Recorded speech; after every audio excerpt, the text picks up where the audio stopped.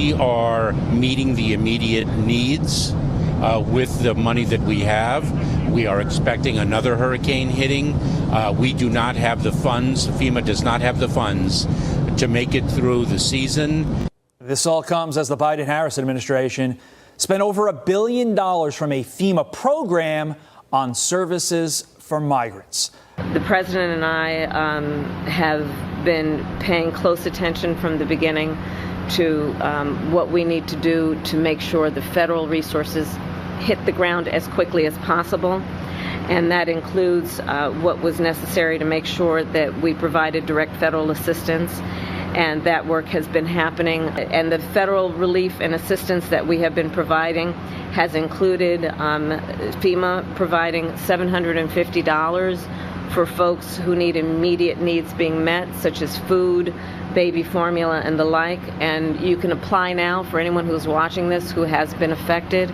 There are FEMA personnel who are going door to door to interact personally with folks, especially those who do not have electricity. Hello, family. Welcome back to another episode of Journey to Harmony. I'm your host, Richard Harmon. Today, I want to come to you and talk to you about an absolutely ridiculous statement that was just made. As you guys heard, the FEMA response right now to the Hurricane Helene right now is $750. $750 for people who have lost their homes, people who are basically stranded right now, people who've been paying taxes for the better part of 10, 20, 30 years are receiving $750. The report says that this particular program has spent $1 billion over the last 2 years on the illegal immigrants. And right now that the Mayorkas is saying that there's no more money available right now. So not only are you not getting money from your own funds and own things that you've been paying into, but the Congress is basically going to have to write a new bill. They would have to bring out even more inflation in order to get a response that's adequate for this. Mayorkas advised that the hurricane season is not yet over, and there's more potential hurricanes to come. So this is an absolute failure on the Biden administration, again, directly showing that they've misappropriated funds and have put it in places where it should not be.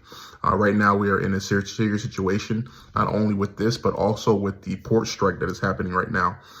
So people in that area are without power, people are without, resources that are needed. And there's really no leadership that is coming to that particular area at the moment. This is a serious failure right now, just 30 days out before the election. And many people, it's a real blessing, because what people needed to see is not about,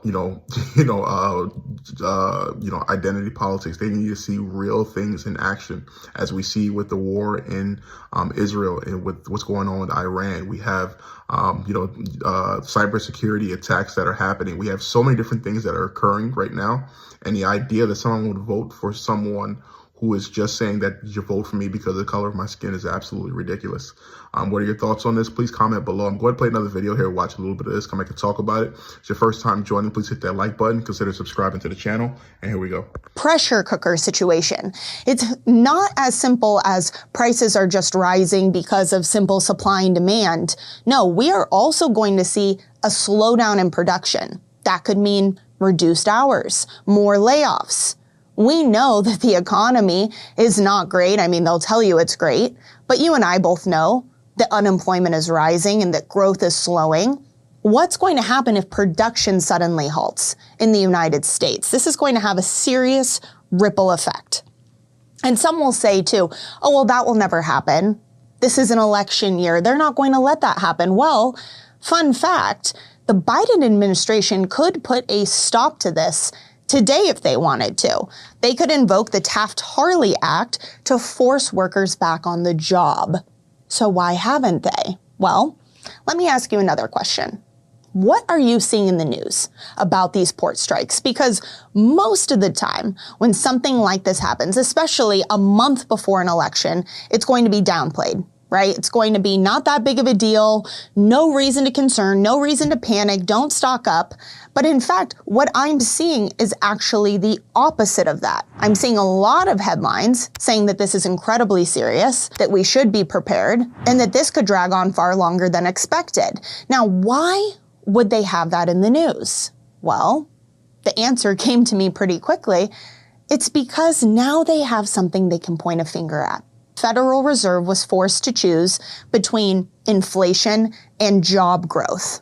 They chose job growth. They chose to make sure that unemployment didn't keep rising by doing a 50 basis point rate cut. What that signaled to us is that inflation was going to continue to rise. But now suddenly we have a scapegoat. Oh, why is inflation rising? It's because of this situation over here. Why is unemployment rising? It's because of this situation over here. And I'm not suggesting that this isn't going to impact inflation already on its own. Of course it will. Unfortunately, family, U.S. citizens have been left on their own.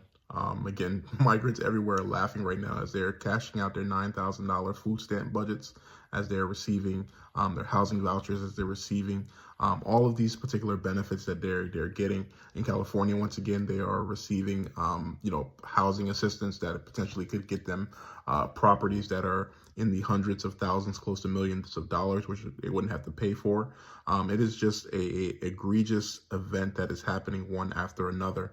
And come to find out this week, in terms of a report, that there are over 13,000 people who have been convicted for homicide, who have been let into the country, over 15,000 who have been convicted of a assault in the in the manner of SA.